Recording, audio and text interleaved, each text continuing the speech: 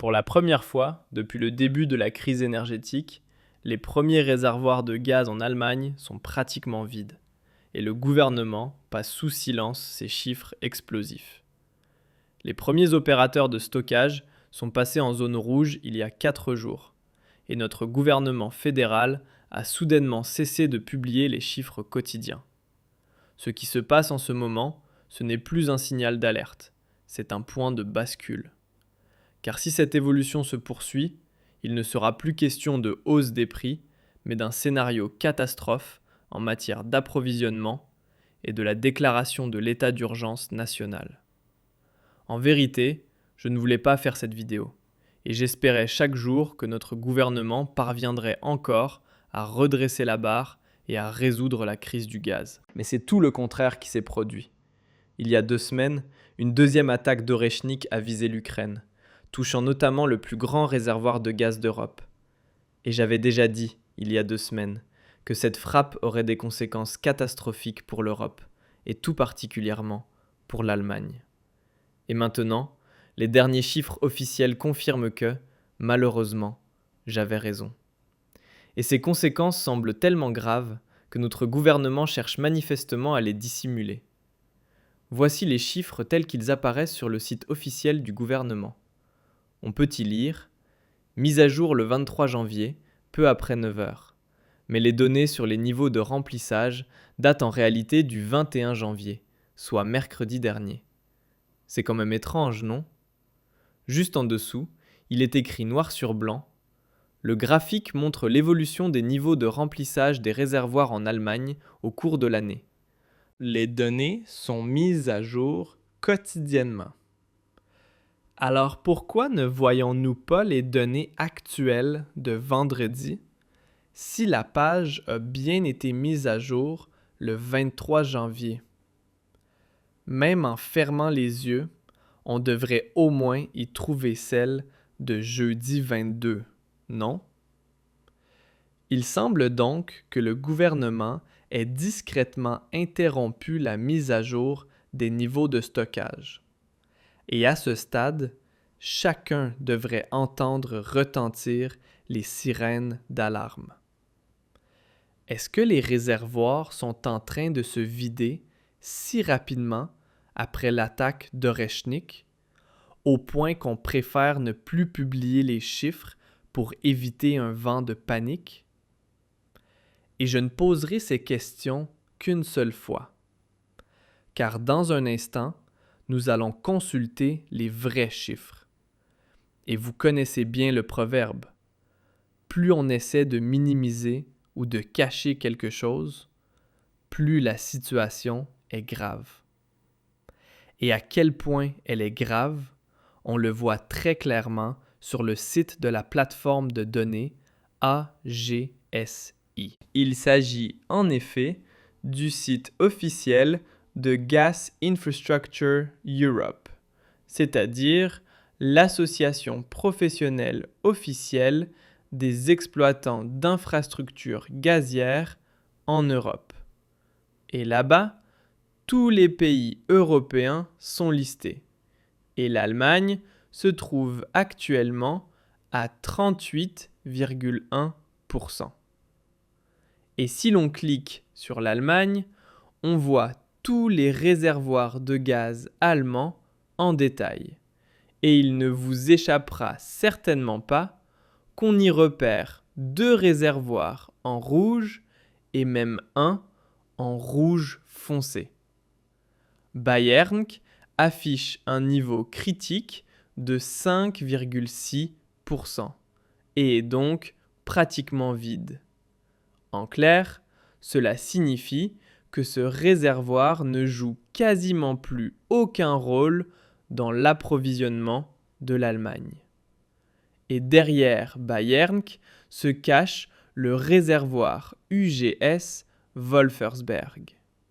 Et ça, vous devez absolument le retenir, car cela va devenir extrêmement important tout de suite après. Mais ce qu'on peut déjà constater, c'est que la moitié des réservoirs de gaz en Allemagne sont désormais en zone jaune ou même rouge. Et ce sont là des signes clairs que nous fonçons droit vers une catastrophe. Car oui, il est vrai que les réservoirs de gaz passent au jaune chaque année, à un moment donné.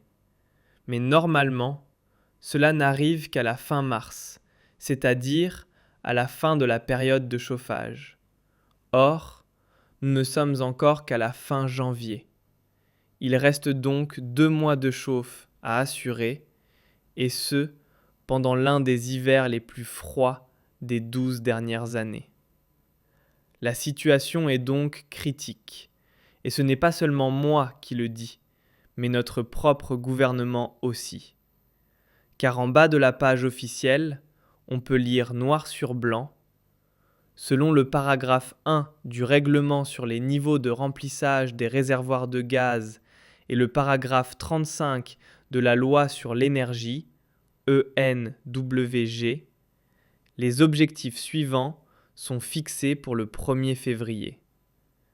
30% pour toutes les installations de stockage et 40% pour les 4 sites bavarois de stockage que sont Beerwang, Breitbrunn, Inzenham West et Wolfersberg. Très bien, alors regardons de plus près ces 4 réservoirs bavarois, puisqu'ils sont si importants.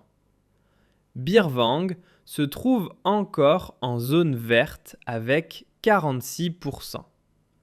Breitbrunn est déjà passé en zone orange avec 20%. Inzenham West est en zone rouge avec 18,6%. Et Wolfersberg est même en rouge foncé avec seulement 5,6%. Et là, il faut vraiment prendre le temps de réaliser ce que cela signifie. Le seuil critique fixé par le gouvernement fédéral pour les 4 réservoirs bavarois est de 40%. Et les 3/4 de ces réservoirs n'atteignent même pas ce niveau. Ils sont même en dessous de la moitié. Et Wolfersberg est quasiment à sec.